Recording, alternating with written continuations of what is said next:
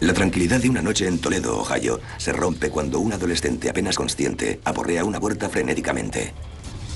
Dice, me han violado, apuñalado, golpeado y han disparado a mi novio.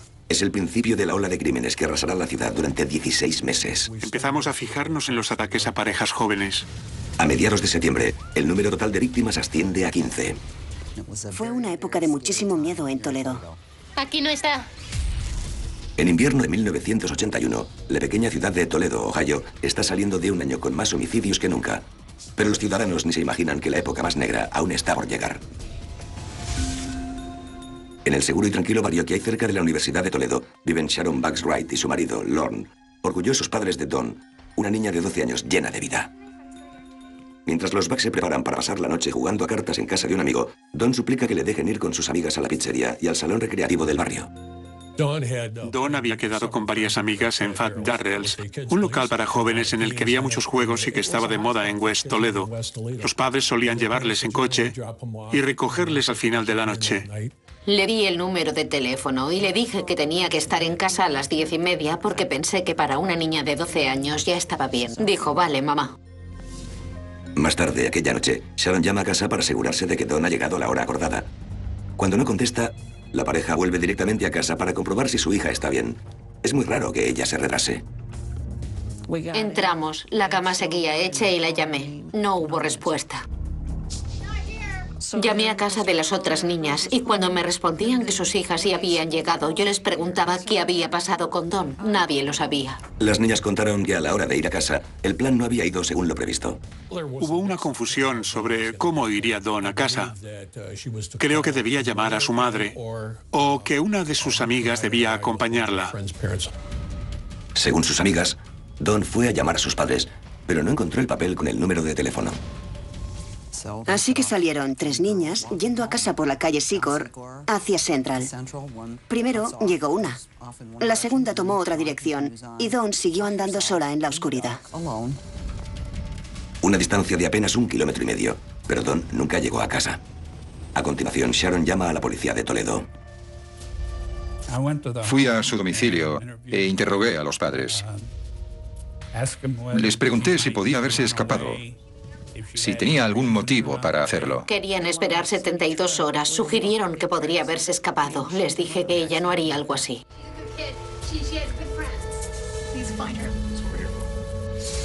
En aquel momento supe que algo iba mal. El agente Bill Adams organiza una búsqueda inmediatamente.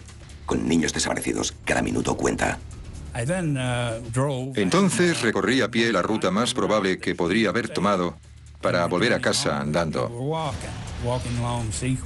Seguí por la calle Secor, comprobando los hoyos y las cunetas junto a la carretera, hasta llegar a su casa. Mientras Adam sigue la ruta de Dawn, sus padres entran en acción. Llamé a amigos y a su tía por si alguien tenía noticias de ella. Mis vecinos comprobaron las calles laterales y la zona del arroyo en el paso elevado y la zona junto a la universidad. Al no hallar ni rastro de ella, los miembros de la partida de búsqueda están decididos a empezar de nuevo por la mañana. No comía ni dormía. Estaba aturdida, conmocionada. Cuando denuncian la desaparición de una niña de 12 años y no tienes ni idea de dónde puede estar, trabajas las 24 horas del día. Pero a pesar de los enormes esfuerzos, no hay rastro de la joven Dawn. Entonces, el cuarto día de búsqueda, la policía de Toledo recibe un aviso anónimo. La operadora recibió una llamada anónima en la que explicaban que había estado sacando metal del viejo State Theater, que estaba abandonado, y que les parecía haber visto un cadáver en el sótano. Pasamos por la entrada lateral y fuimos a la parte que hay bajo el escenario. Estaba totalmente a oscuras, no había iluminación y era imposible ver dónde íbamos.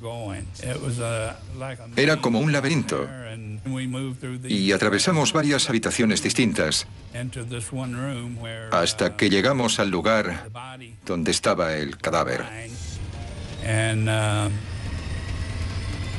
Fue una escena horrorosa.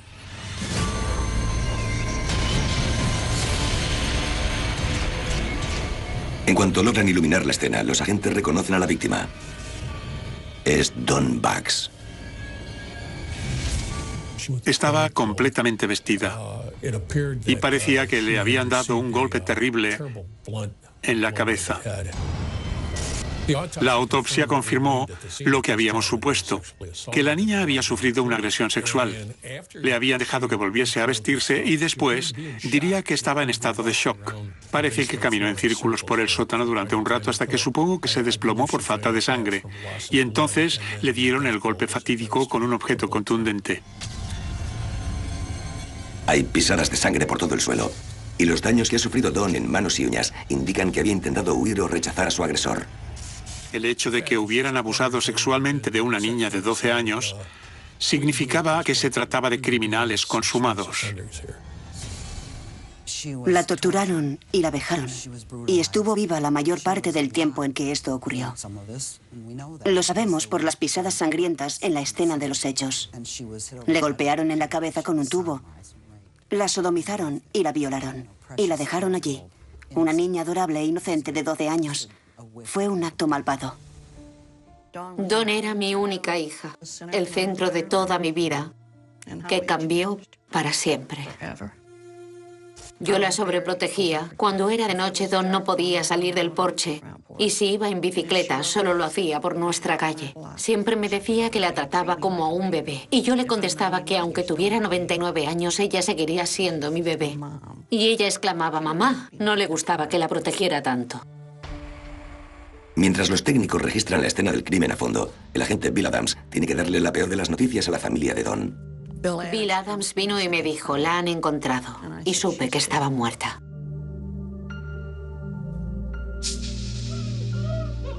Pregunté si podía ir a verle y me contestó que no. Tenía que estar en un ataúd cerrado. No entiendo por qué Dios deja vivir a gente como esa. No se merecen el aire que respiran. A las autoridades también les cuesta concebir que alguien sea capaz de infligir tanta agonía a una niña. El problema era que esto ocurrió antes de la llegada de la tecnología científica, que hoy en día nos ayuda a resolver crímenes. Así que no sé si es que no se encontraron las huellas dactilares o si eran expertos en no dejarlas, pero no se sacó nada. Los investigadores revisan casos recientes en busca de un modus operandi igual de salvaje y no tardan en dar con un caso de intento de asesinato ocurrido unos meses antes y que parece estar en la misma línea. Una tranquila mañana de primavera en una zona rural de Toledo, los habitantes de una casa se sobresaltan al encontrar a un adolescente, apenas consciente, que aporrea su puerta frenéticamente.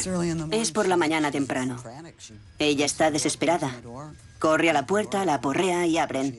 Dice, me han violado, apuñalado, golpeado y han disparado a mi novio. Ayúdenme, por favor. La víctima se identifica como Sandra Padorsky, de 18 años. Les dice a los agentes que su novio, Tom, estaba con ella y que su coche está aparcado en esa misma calle, no lejos de allí. Vienen a la casa y ven a la chica, a la que han apuñalado y violado. Salen y deshacen su camino para localizar el coche y abrir el maletero con una palanca. El cadáver del novio de Sandra, Tom Gordon, está dentro. Le han disparado 3 veces con un arma de calibre pequeño. Los técnicos de la escena del crimen acordonan el coche y empiezan a examinarlo centímetro a centímetro. La persona que atacó de forma tan salvaje a Sandra Padorsky y a Tom Gordon fue la que violó y asesinó a Dawn Buggs 9 meses después. Y si es así, ¿cuántas vidas más segará antes de que acabe su matanza? La policía de Toledo, que investiga el asesinato de Dawn Buggs, de 12 años, cree que podría estar relacionado con el violento ataque a Sandra Padorsky y a su novio, Tom Gordon, ocurrido varios meses antes. Sandra Padorsky era una chica encantadora de 18 años que acababa de terminar el bachillerato. Tenía una relación seria con su novio, Tom Gordon, y querían pasar la vida juntos. Estaban disfrutando de una noche agradable de primavera cuando pasó aquello. Sandra había estado saliendo con Thomas Gordon, un joven inteligente de 24 años con un futuro brillante en la industria automotora.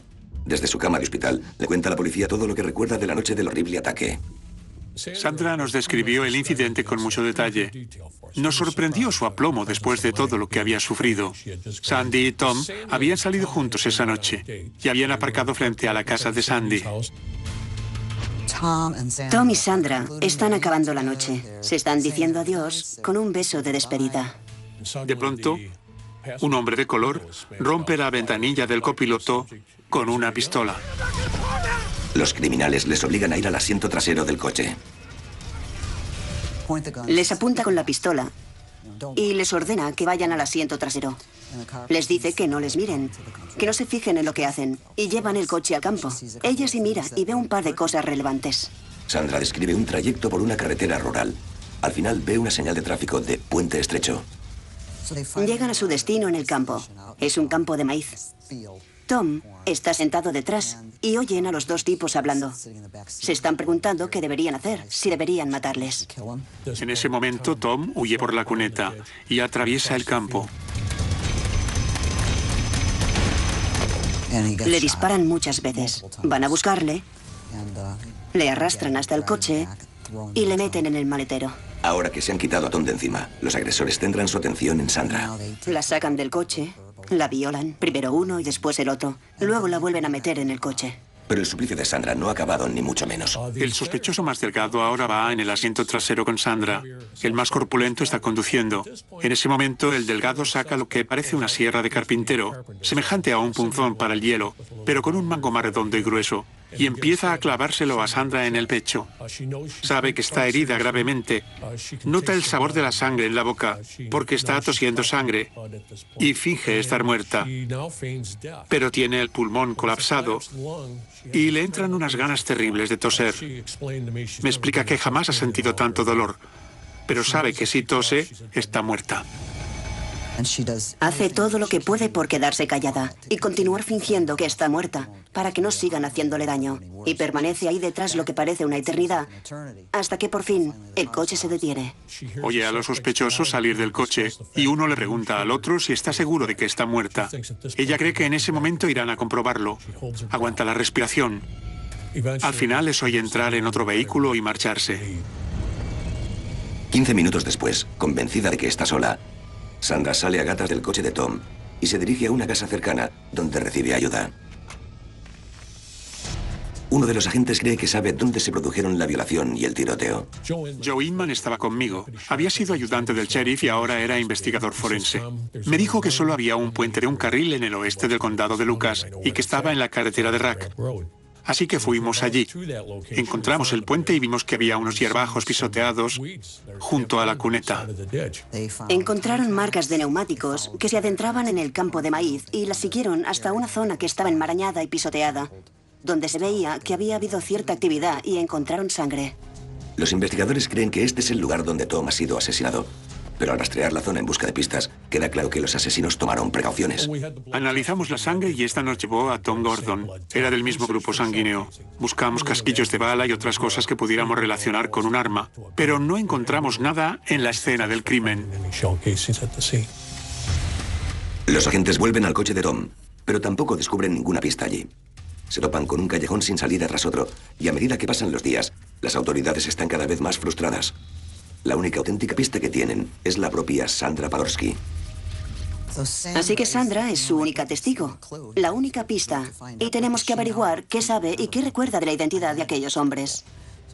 La chica describe a los autores del crimen al dibujante de retrato robot de la policía. Menciona la gorra, cierto vello facial y la chaqueta militar verde de la persona que la apuñaló, que es la que vio bien y a la que recuerda. Cuando la policía compara los dibujos con los criminales que se han fichado últimamente en Toledo, enseguida encuentran a alguien que se ajusta al perfil. George Daly era un hombre de la ciudad al que habían fichado en la oficina del sheriff y en la foto de la ficha llevaba una chaqueta militar verde. El color de piel coincidía y tenía rasgos similares a los del retrato robot basado en la descripción de Sandra. Así que el agente le enseñó una foto de George a Sandra y le preguntó si era él.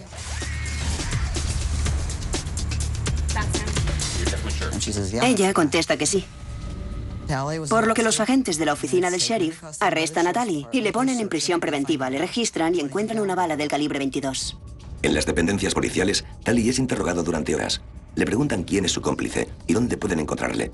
Sigue negando cualquier implicación en la violación o el asesinato. Pero cuando le piden que proporcione una coartada, no tiene ninguna. Insiste en que no lo hizo. Pero ya que tiene una chaqueta militar verde y una bala del calibre 22, se parece al tipo que lo hizo y ha sido identificado, deciden meterle en prisión porque creen que fue él. La identificación positiva de Sandra podría bastar para encerrar temporalmente a Tali, pero las autoridades saben que no es suficiente para condenarle en un juicio por asesinato. Si quieren ponerle entre rejas para siempre, necesitan encontrar otra forma de vincularle con el crimen. Si no lo consiguen, este peligrosísimo sospechoso no tardará en volver a la calle. Sandra Padorsky fue violada, apuñalada y dejada por muerta en el asiento trasero de un coche. Su novio Tom murió de un disparo en el mismo ataque. Tras una identificación positiva por parte de Sandra, la policía ha arrestado a su principal sospechoso, pero aún tienen que determinar quién puede haber sido su cómplice. En 1980, yo era una joven fiscal y me asignaron el caso, el estado de Ohio contra George Talley.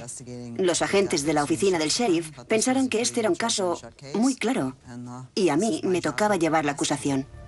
Pero procesar a Talley puede resultar problemático.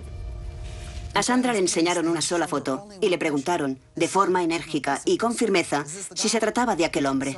Ella estaba frágil, traumatizada, sensible, y dijo que sí. Hoy en día, cuando intentamos identificar a un sospechoso, enseñamos muchas fotos de gente parecida. Es decir, no enseñamos 5 hombres con barba y uno muy bien afeitado. De modo que los testigos identifican según lo que recuerdan. No se basan en alguna lista de sugerencias. Eso es algo que nunca hacemos. Así que la siguiente vez que Sandra vea a George Talley, está mucho menos segura. Sandra acudió al juzgado para testificar sobre los procedimientos que se emplearon en la identificación de George Talley. Esa era la primera vez en su vida que pisaba la sala de un tribunal. Y la primera vez que veía al que, en un principio, abusó de ella, a su agresor. Tenía 18 años, seguía estando frágil y sensible, y él estaba en prisión preventiva. Iba vestido de presidiario y le vigilaba un ayudante del sheriff. Al verle, ella declaró que no era él. No supe qué hacer. Hablé con el abogado de Talley y con mis superiores y decidimos someterle al polígrafo. Si pasaba la prueba, basándonos en lo que Sandra había dicho, le dejaríamos libre. Cuando le hicieron la prueba del detector de mentiras a George Talley, dio como resultado que decía la verdad. Le dejamos marchar. Entonces, empezó el baño de sangre. Solo en el mes de enero se denunciaron otros 2 incidentes que guardaban semejanzas muy claras con el ataque a Sandra y Tom. En uno de ellos, una adolescente que iba sola fue violada y murió tras ser apuñalada con algo parecido a un punzón para el hielo. En ambos incidentes obligaron a las víctimas de la violación a vestirse después del ataque, igual que habían hecho con Sandra. A medida que pasaba el año, aumentaba el número de estos terribles asesinatos en serie. Violaban y mataban a parejas jóvenes por toda la ciudad. Era aterrador para aquellos que tenían hijos adolescentes. Hubo varios casos y no dejaban de producirse. Fue una época de muchísimo miedo en Toledo. Un mes después de que mataran a Don, atacan otra vez. Y a lo largo de los 6 meses siguientes, dejan un reguero de brutales violaciones y asesinatos como nunca se ha visto antes en Toledo. A medida que pasaba el tiempo, empezamos a centrarnos en los ataques a parejas jóvenes. Lo primero que nos llamó a la atención fue que se trataba de parejas que estaban saliendo o paseando juntas. A mediados de septiembre, 7 meses después del asesinato de Don Bax, el número de víctimas asciende a 15. Todos son ciudadanos blancos y jóvenes de Toledo. Había un asesinato cada mes y yo decía, son los mismos que mataron a Don. Cada mes. Mataron en marzo y también en abril.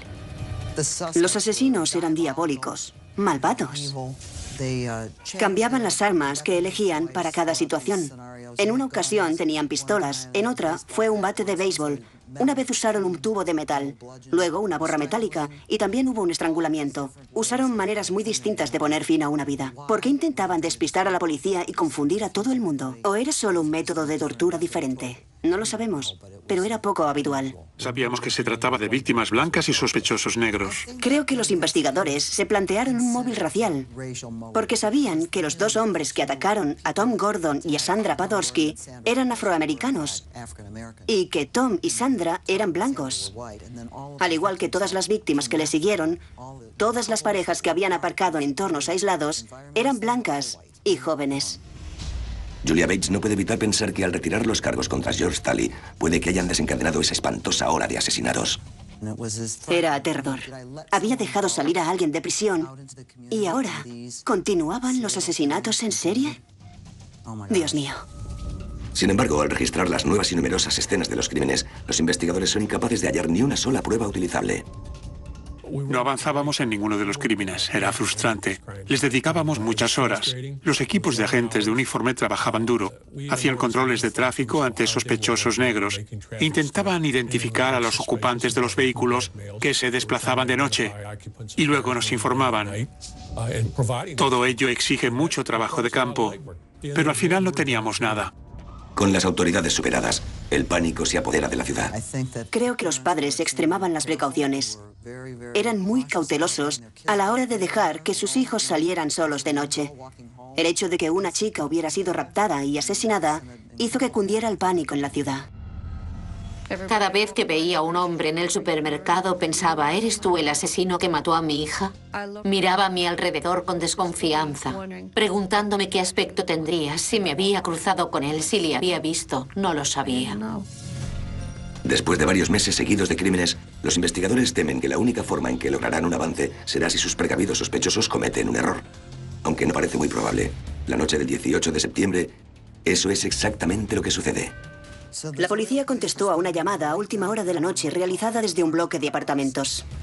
Los agentes encuentran a dos hombres tirados en el suelo del parking. Uno de ellos está muerto y el otro está en estado crítico. Encontraron a una joven histérica que afirmaba que casi la habían matado a ella también. Los agentes piden a la chica que describa al agresor. Ella contesta que era un hombre negro y que iba solo. Huyó instantes antes de que ellos llegaran, pero lo reconocería otra vez en cualquier sitio. La superviviente es Leslie Sawicki. Y lo que explica la policía es la pista que estaban esperando en la búsqueda de los monstruosos asesinos. Dos asesinos en serie están aterrorizando Toledo. Pero en el ataque más reciente, las víctimas denuncian a un único agresor. Todo el tiempo creíamos que se trataba de dos sospechosos. Y el hecho de que esta vez solo hubiera una persona implicada nos confundió. En la comisaría de Toledo, la policía obtiene información de los supervivientes, Leslie Sawicki y Todd Sabo. Leslie y yo íbamos al Instituto Mommy, nos hicimos amigos y empezamos a salir de vez en cuando. Yo conocí a su padre, Peter Sawicki, que era promotor inmobiliario.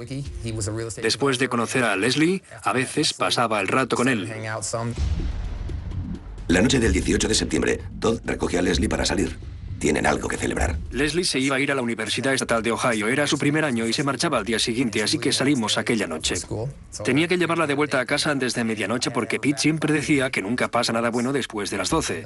Volvíamos a casa, pero eran cerca de las 11:30 y nos quedaba un poquito de tiempo para hablar, así que entramos en el parking de uno de los bloques de apartamentos de Pete. Todd encuentra un rincón tranquilo y apaga el motor. Le dice a Leslie que enseguida vuelve. En cuanto salí de la furgoneta, oí una voz que me ordenaba que volviera a entrar. Me giré y vi a un hombre con una pistola. Al principio, cuando entró, nos pidió dinero, lo que nos alivió un poco, porque el tipo tenía una razón para entrar en la furgoneta. Así que supongo que me tranquilizó la idea de que solo quisiera robarnos. El atracador exige el dinero de las carteras y pregunta sobre el equipo de música del coche. Buscaba una oportunidad para sacar algo de ventaja para salir de aquella situación. Yo hacía lucha en la Universidad de Toledo y sabía que si le agarraba cambiaría el rumbo de lo que estaba pasando. Pero la pesadilla de Todd y Leslie no ha hecho más que empezar. Lo que comenzó como un atraco enseguida se convierte en algo mucho más siniestro. Después de atarme, le dijo a Leslie que fuera a la parte trasera de la furgoneta. No iba a atarla. Fue entonces cuando supe cuáles eran realmente sus intenciones. Le puso la pistola en la espalda y en ese momento yo me sentía impotente. Le quitó los pantalones y yo le supliqué. Le pedí que por favor no lo hiciera. Sabía que debía reaccionar. Mi furia, mi frustración, mi preocupación, todo me fue invadiendo y exploté.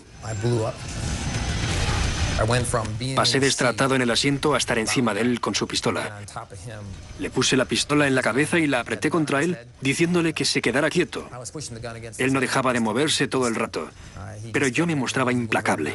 Me mantenía encima de él. Le tenía controlado y no le dejaba moverse ni un ápice.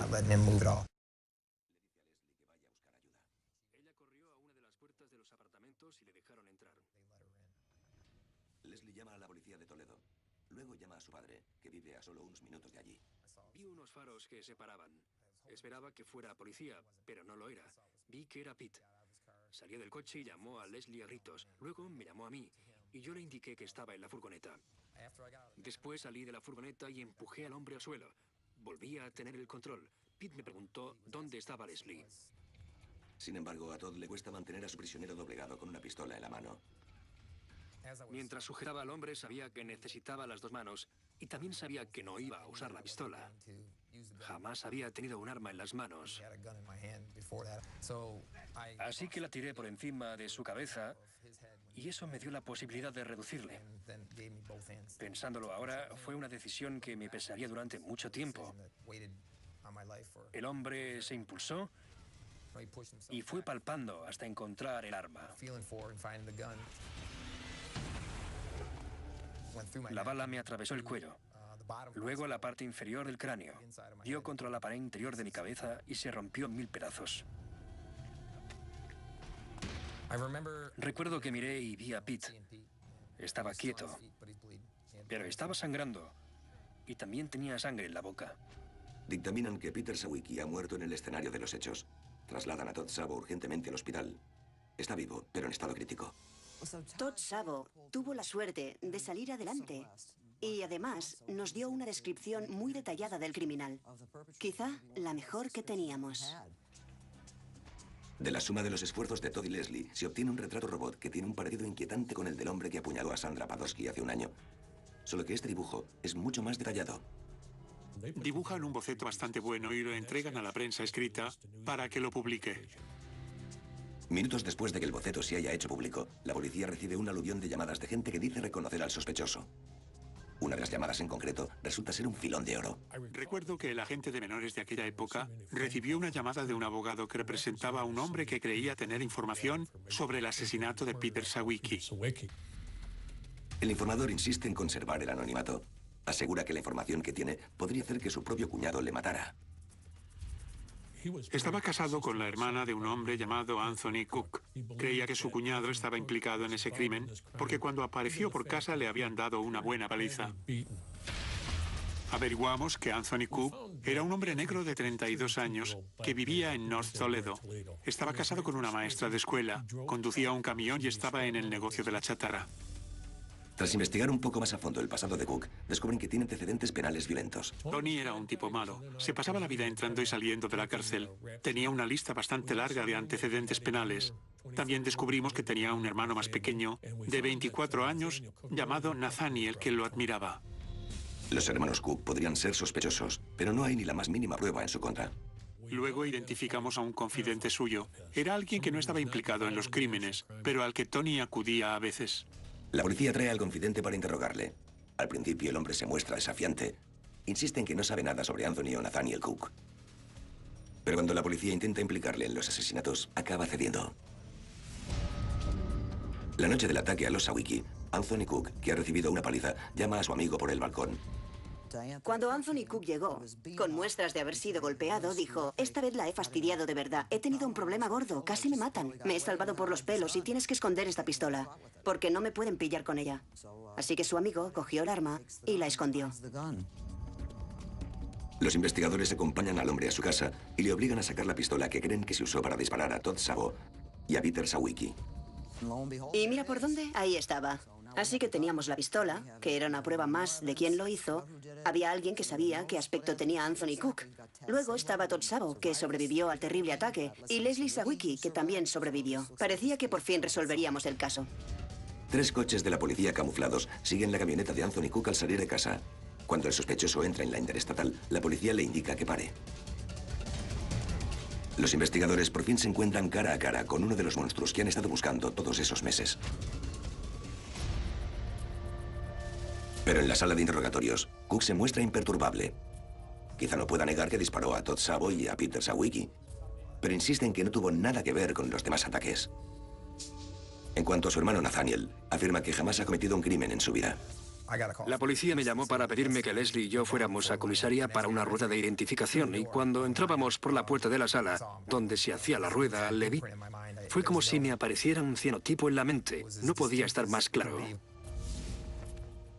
Tras un juicio de 11 días, el jurado condena a Anthony Cook por intento de asesinato, intento de violación y asesinato en segundo grado. Le van a caer de 15 años a cadena perpetua. Pero sabíamos que había otro tipo involucrado. En al menos uno de estos casos. Estábamos seguros. ¿Está un asesino despiadado destinado a vivir como un hombre libre? Los investigadores juran que le llevarán ante la justicia, sea como sea.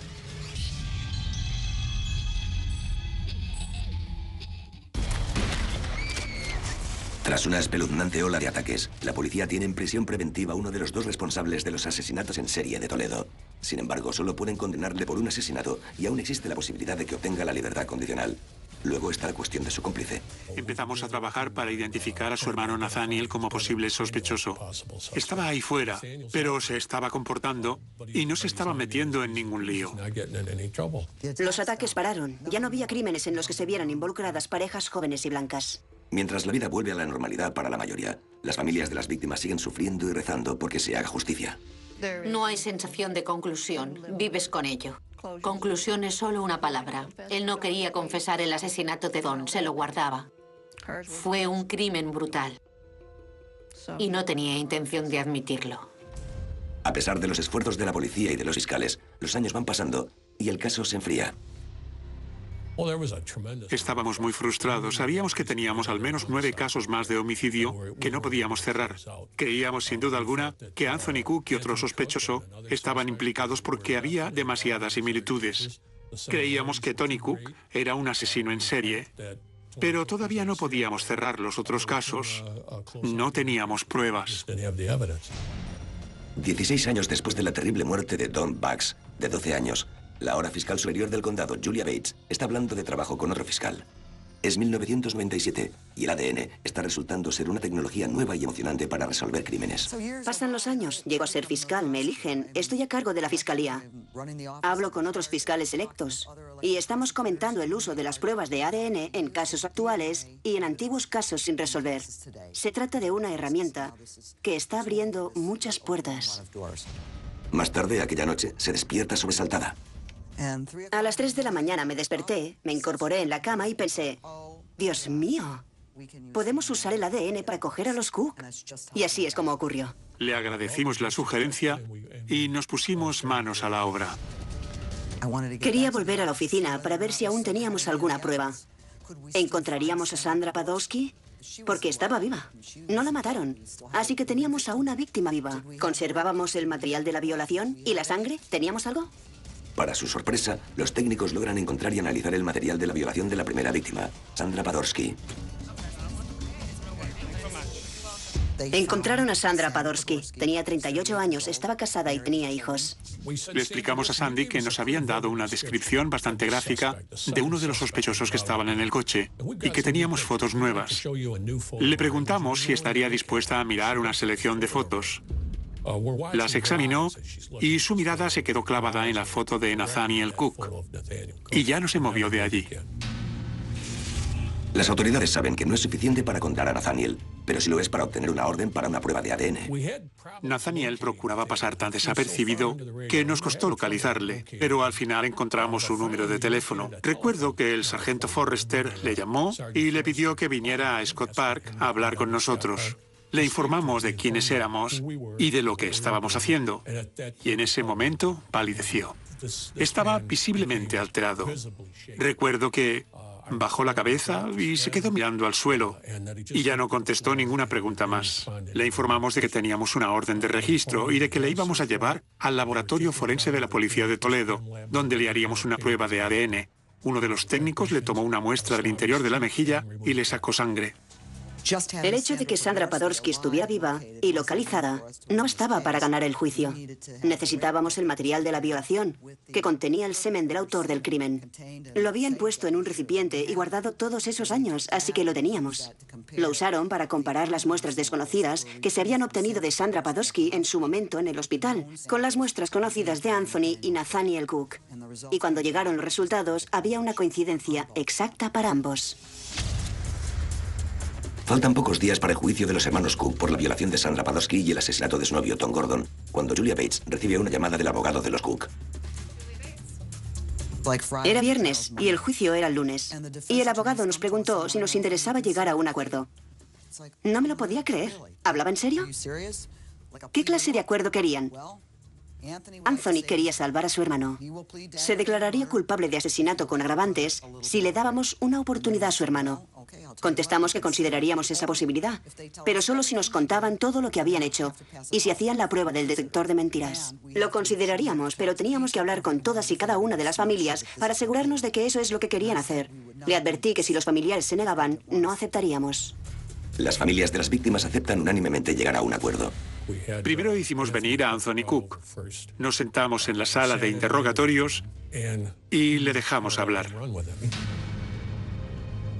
Mientras los hermanos Cook detallan cómo raptaron, violaron y asesinaron a sus víctimas, una de las explicaciones supera a todas las demás. El primer golpe no la mató. Sharon Bugs Wright por fin oye la verdad sobre el secuestro de su hija. Tony nos informó de que volvía a casa del trabajo. Declaró que pasaba junto a la Universidad de Toledo cuando vio a una jovencita caminando frente a la residencia de estudiantes University Towers. Pasé las instalaciones universitarias y llegué a las viviendas que hay al otro lado de la calle. Ella empezó a andar por su calle, que es larga. Él aparcó la camioneta sobre la acera y caminó hacia Dawn. Luego se separó un poco, dando un rodeo para dejarle espacio. Entonces giré sobre mis pasos y de un salto la cogí por el cuello.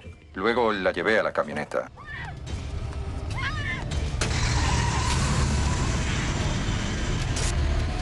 Anthony recoge a su hermano y los dos llevan a su víctima a un lugar aislado. Los hermanos saben que en las entrañas del viejo teatro de Toledo nadie oirá gritar a la niña. Tal como han acordado, Anthony Cook es condenado a cumplir otra cadena perpetua. La posibilidad de obtener la libertad condicional desaparece para siempre. Nathaniel Cook es condenado a cadena perpetua con posibilidad de obtener la libertad condicional, aunque nunca se la han concedido. Al fondo de la sala del tribunal hay 30 o 40 personas, llorando, se cogen de las manos, frágiles. Se sienten unidas y están relacionadas entre ellas solo por el hecho de que estos dos hombres violaron y asesinaron a sus hijos. Cuando pienso en Dawn ahora, imaginándomela como una mujer adulta, creo que habría sido muy especial y amable con otras personas. Le encantaban los bebés, los animales y la gente en general. Habría sido una persona buena y productiva. En el acuerdo negociaron por su vida, mientras que Dawn podría haber pedido una hora más. Nunca sabré cuánto tiempo la tuvieron allí torturándola y violándola. Siempre creí que había algo bueno en las personas, hasta que ocurrió esto y me di cuenta de lo equivocada que estaba.